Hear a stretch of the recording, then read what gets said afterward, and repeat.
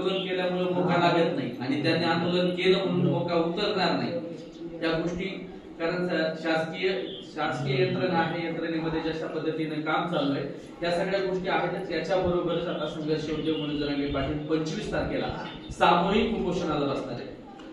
या अगोदर पाटील फक्त एकटेच उपोषणाला बसत होते. आपण प्रत्येक वेळेस म्हणत होतो पाटीलला उपोषण काय करायचंय.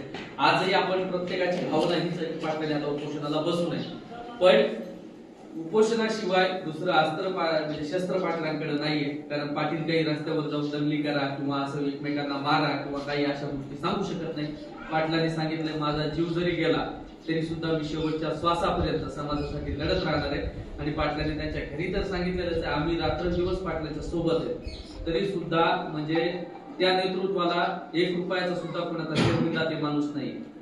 म्हणजे इतका आम्ही जवळून ताटाला ताट लावून आम्ही जेवलो असतो बसतो, पण 1 रुपयाला सुद्धा शर्मिंदा तो माणूस नाही. त्यामुळे त्या माणसाच्या पाठीशी उभं राहणं आपलं कर्तव्य आहे. आपण सर्वांनी आंतरवाली सराटीमध्ये जेवढे आपले इथले आहेत कमीत कमी गावातून 5 जण 2 जण 1 जण जेवढ्याला म्हणजे होईल जमेल की सामूहिक उपोषणाला आपल्याला बसायचंय. आणि सामूहिक उपोषणाला पाटलांच्या सोबत बसत असताना पाटील पाण्याचा त्याग करतात, पाटील अन्नाचा त्याग करतात, हे पाटील स्वतः करतात. पाटलांनी म्हणजे असंही सांगितलं जय जिजाऊ जय शिवराय, तुमचं आमचं नातं काय जय जिजाऊ जय शिवराय.